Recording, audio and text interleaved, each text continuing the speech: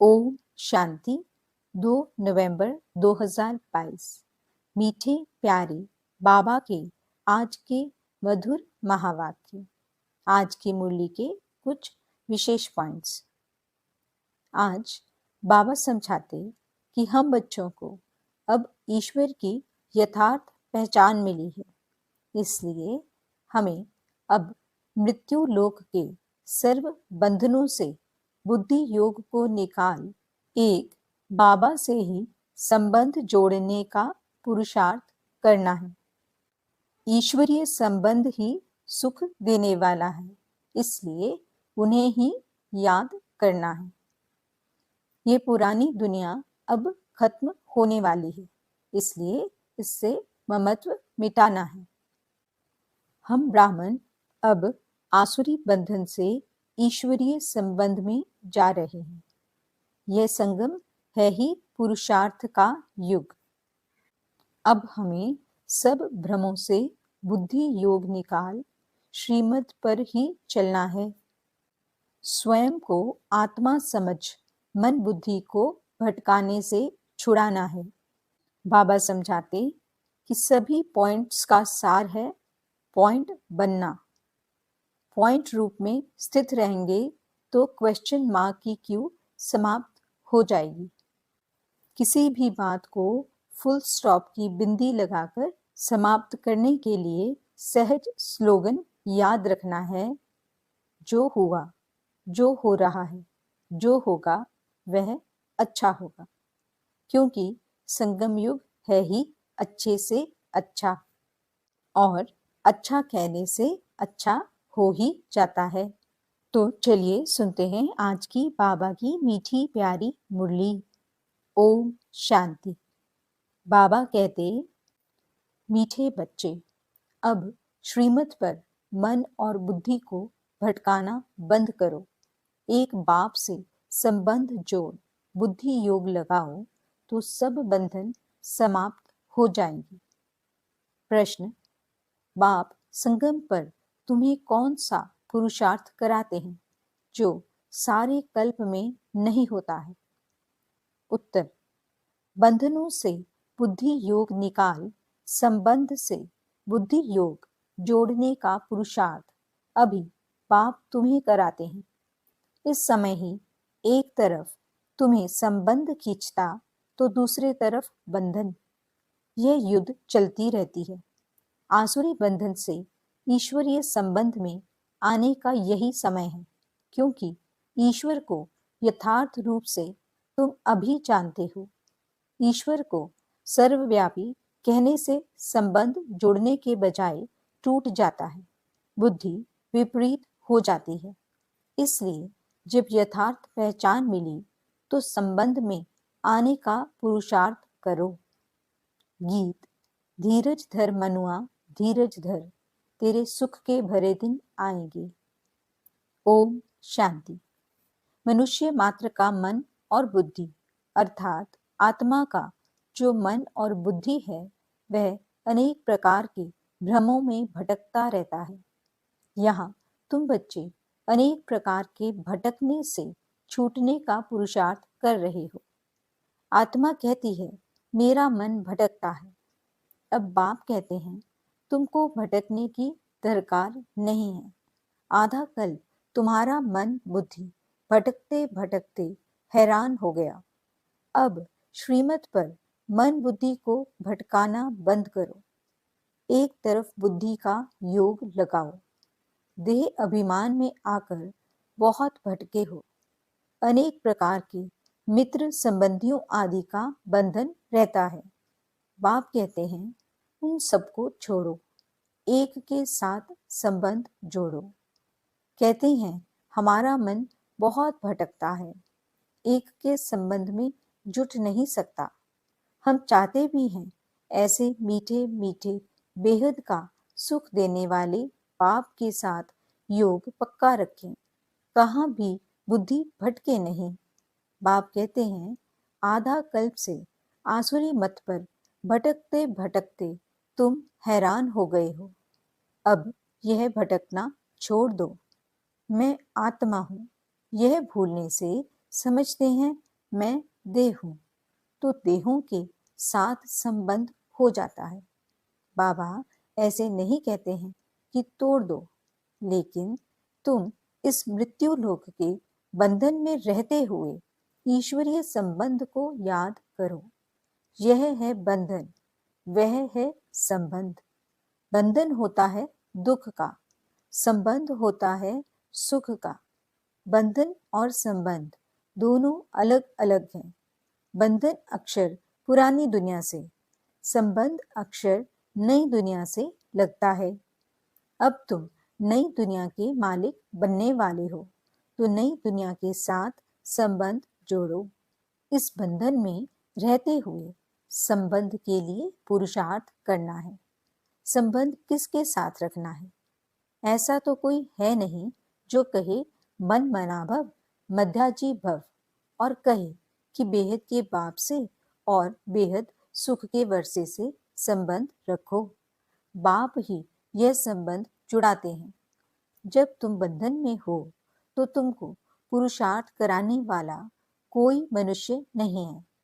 एक ही बाप है जो बंधन से छुड़ाकर संबंध में ले जाते हैं। बंधन है मायावी राज्य में, संबंध है राम राज्य में व ईश्वरीय राज्य में। उनको ईश्वरीय राज्य और इनको आसुरी राज्य कहा जाता है, क्योंकि सतयुग ईश्वर स्थापन करते हैं। उसमें ऊंच पद पाने के लिए तुम बच्चों को पुरुषार्थ कराते रहते हैं। अब तुम संगम युग पर हो, सिर्फ संगम पर ही संबंध का पुरुषार्थ होता है और कोई युग में यह पुरुषार्थ नहीं होता। बाप कहते हैं, मैं आकर बंधन से छुड़ाए संबंध में बुद्धि योग लगवाता हूँ। सतयुग में नए संबंध की प्रारब्ध अभी के पुरुषार्थ से मिलती है। जो संबंध को जानते ही नहीं तो पुरुषार्थ कैसे करेंगे? यह तो जरूर होगा। एक तरफ संबंध खींचेगा, दूसरे तरफ बंधन खींचेगा, यह लड़ाई होती है। सतयुग त्रेता में संबंध की बात ही नहीं, द्वापर कलयुग में भी संबंध की बात नहीं। संगम पर ही संबंध और बंधन का ध्यान रहता है। अब तुम जानते हो, आसुरी बंधन से ईश्वरीय संबंध में जा रहे हैं। संगम है ही पुरुषार्थ का युग। तुमको ही बंधन और संबंध का पता है। आसुरी बंधन में रावण ने लाया, ईश्वर फिर ईश्वरीय संबंध में ले जाते हैं। बाप तुम्हारा बुद्धि योग अपने साथ जोड़ते हैं, जिससे तुम स्वर्ग के मालिक बनते हो। भक्ति में जो पुरुषार्थ करते हैं वह है अयथार्थ। यथार्थ पुरुषार्थ परम पिता ही कराते हैं। सर्वव्यापी के ज्ञान से परमात्मा से संबंध नहीं हो सकता और ही टूट पड़ता है। अब तुमने एक बाप के साथ बुद्धि योग जोड़ा है और सर्व वैकुंठ की राजाई के लिए तुम पुरुषार्थ कर रहे हो। शास्त्रों में तो भगवानुवाच अर्जुन के प्रति लिख दिया है। सिर्फ एक अर्जुन थोड़े ही होगा। भगवान ने राजयोग तो बहुतों को सिखाया होगा ना, नहीं तो स्वर्ग की राजधानी कैसे स्थापन हो। दुनिया में ऐसा कोई मनुष्य नहीं जो कहे कि हम भविष्य जन्म जन्मांतर के लिए पुरुषार्थ करते हैं। यह सिर्फ तुम ब्राह्मण ही कर सकते हो। यह निश्चय है कि हमारी दैवी राजधानी ड्रामा अनुसार जरूर स्थापन होनी ही है। हम न चाहें तो भी जरूर होगी। इम्पॉसिबल है जो स्थापना न हो। ड्रामा जरूर स्थापन कराएगा। ड्रामा हमको जरूर पुरुषार्थ कराएगा, कल्प पहले मुआफिक, परंतु चलना है श्रीमत पर। ड्रामा कहकर अपनी मत नहीं चलानी है। जानते हैं ड्रामा अनुसार भारत को स्वर्ग जरूर बनना है, फिर भी ऊंच मर्तबे के लिए श्रीमत पर पुरुषार्थ कराते हैं। टाइम भी बतलाते हैं। ड्रामा प्लान अनुसार बाप आया है। वह कहते हैं यह संगम युग पुरुषार्थ करने का है, पतित से पावन बनना है। संगम की बहुत महिमा है। वह है नदियों और सागर का संगम। यह संगम तो तुम्हारा अभी होता है। बाप कहते हैं मैं इस संगम युगे युगे आता हूँ। सारी दुनिया पतित जरूर बनने की है, फिर पतित से पावन दुनिया जरूर बननी है। जो भी मनुष्य मात्र हैं, सबको हिसाब किताब चुकतो कर जरूर पावन बनना है। यह क़यामत का समय है। बिगर पावन बने कोई भी सजनी परम पिता परमात्मा साजन के पिछाड़ी जा नहीं सकती। तुमने देखा है मक्कड़ यानी टिड्डियां जब उड़ती हैं तो उनका एक लीडर होता है, उनके पिछाड़ी ही सारा झुंड उड़ता है। यह भी ऐसे है। साजन आया है गुलगुल बनाने। तुम सभी पावन बन जाएंगे, फिर जब मैं जाऊंगा तो तुम सभी आत्माएं सजनियां ढेर के ढेर मेरे पिछाड़ी भागेंगी। तुम सजनियां भी जानती हो कि हम ये शरीर छोड़कर भागेंगे साजन के पिछाड़ी। भगवान है एक, भक्तियां हैं अनेक। कोई किसको मानते, कोई किसको मानते।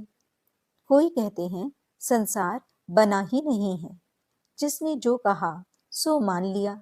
अपनी मत अथवा मनुष्य मत को भ्रम कहा जाता है। बाप आकर सभी भ्रमों से छुड़ा देते हैं। यह है ही दुख धाम। अब सुख धाम जाने के लिए श्रीमत मिल रही है। निराकार बाप की मत मिल रही है। साकार मनुष्य से कभी श्रीमत नहीं मिल सकती है। रावण राज्य में आसुरी संप्रदाय को सिवाय परम पिता परमात्मा की श्रीमत कोई दे नहीं सकते, जिससे वह श्रेष्ठ बने। दिन प्रतिदिन मनुष्य और ही भ्रष्ट होते जाते हैं। उन सब की उतरती कला है। तुम्हारी अब चढ़ती कला है। तुम ब्राह्मण से देवता बनते हो, फिर उतरती कला शुरू होती है। देवता से क्षत्रिय, वैश्य, शूद्र बनेंगे। अब चढ़ती कला है। चढ़ती कला तेरे भाने सर्व का भला। सब मुक्तिधाम में चले जाएंगे और तुम जीवन मुक्ति में चले जाएंगे। भारत कभी खाली नहीं होता। स्वर्ग जब होता है तब और खंड नहीं रहता। इस्लामी, बौद्धि आदि तो बाद में आते हैं। उनके पहले चंद्रवंशी राम राज्य था। उनके पहले सूर्यवंशी लक्ष्मी नारायण का राज्य था।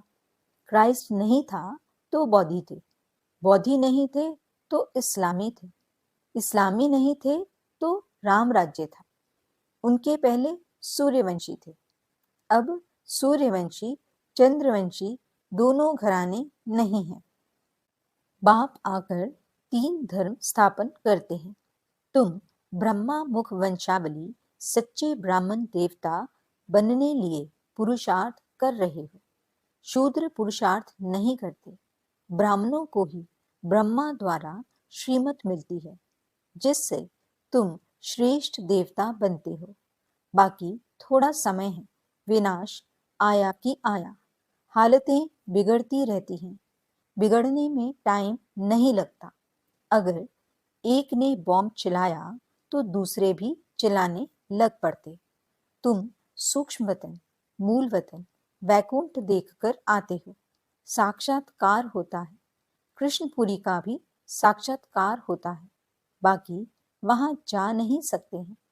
जाने का समय तो तब होगा जब शिव बाबा साथ में ले जाएंगे।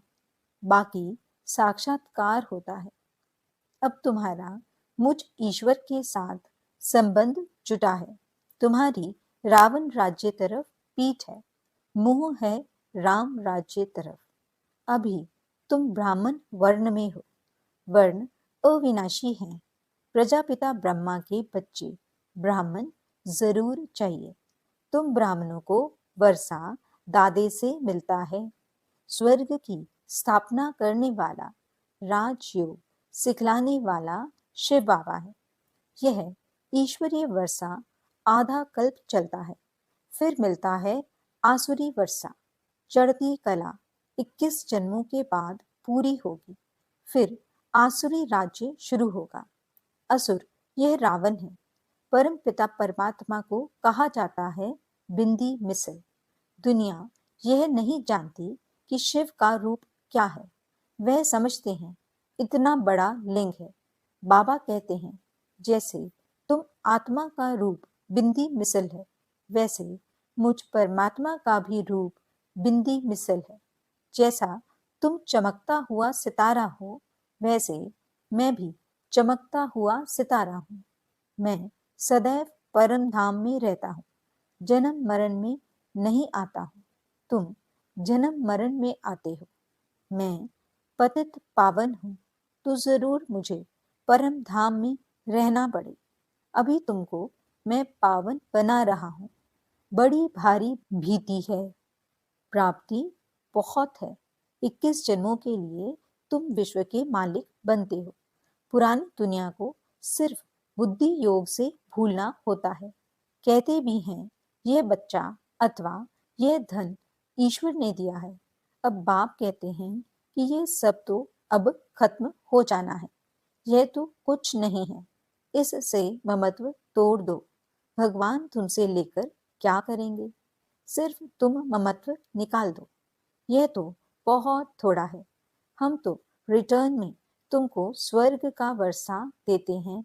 जैसे बाप नया मकान बनाते हैं तो पुराने से ममत्व निकल नए से जुट जाता है। तुम बच्चे जानते हो यह पुरानी दुनिया भस्म होनी ही है। अभी हमको नई दुनिया में जाना है, इसलिए ममत्व मिटाई नई में जोड़ना है। कलयुग के बाद सतयुग आना है। जैसे रात के बाद दिन और दिन के बाद रात आती है, यह फिर बेहद के दिन और रात की बात है। आधा कल्प है ज्ञान की प्रालब्ध, आधा कल्प है भक्ति। जब तमो प्रधान जड़ जड़ीभूत हो जाते हैं तब मैं आता हूँ।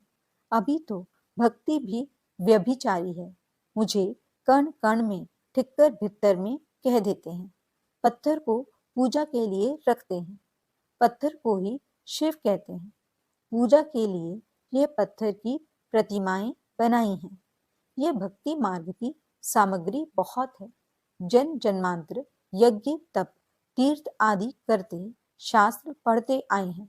बाप कहते हैं कि इन सब से तुम मुझे प्राप्त नहीं कर सकते हो। तुम खुद ही कहते हो कि हे पतित पावन आओ। पतित आत्माएं तो जा नहीं सकती। समझाते तो बहुत अच्छी तरह से हैं। गीत भी है कि अब थोड़ा धीरज धरो, श्रीमत पर चलते चलो तो तुम्हारे सब दुख दूर हो जाएंगे। 21 जन्मों के लिए तुम फिर विश्व के मालिक बन जाएंगे। एक ही पारलौकिक बाप स्वर्ग का वर्षा देते हैं। वहां दुख की कोई बात नहीं। तुम 5000 वर्ष बाद बाप से वर्षा लेने आए हो। जो आकर थोड़ा बहुत सुनते हैं वह भी स्वर्ग में आएंगे, परंतु ऊंच पद नहीं पा सकेंगे। जितना योग में रहेंगे उतना पवित्र होते जाएंगे और ऊंच पद पाएंगे। शिव बाबा की याद में रहना है और सृष्टि चक्र को फिराना है, दूसरों को भी समझाना है। इससे बहुत ऊंच पद मिलेगा। बाप कहते हैं अजामिल जैसे पापियों का भी उद्धार हो जाता है। अच्छा, मीठे मीठे सिकिलदे बच्चों प्रति माता पिता बाप दादा का याद प्यार और गुड मॉर्निंग। रूहानी बाप की रूहानी बच्चों को नमस्ते।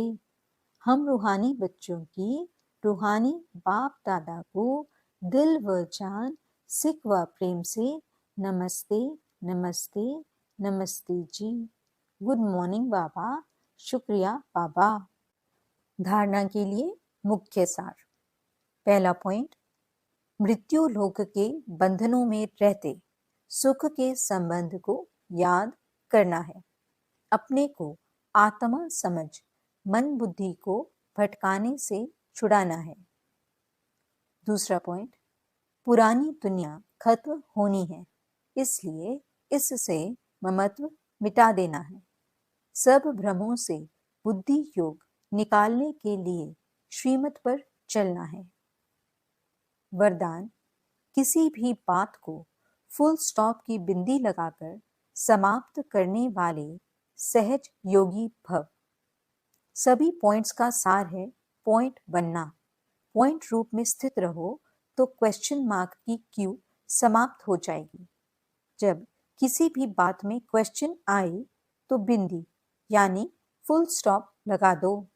फुल स्टॉप लगाने का सहज स्लोगन है, जो हुआ, जो हो रहा है, जो होगा वह अच्छा होगा, क्योंकि संगम युग है ही अच्छे से अच्छा।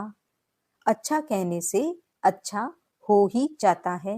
इससे सहज योगी जीवन का अनुभव करते रहेंगे। स्लोगन, स्नेह ही सहज याद का साधन है। स्नेह में समा जाना अर्थात सहज योगी बनना। अच्छा, ओम शांति।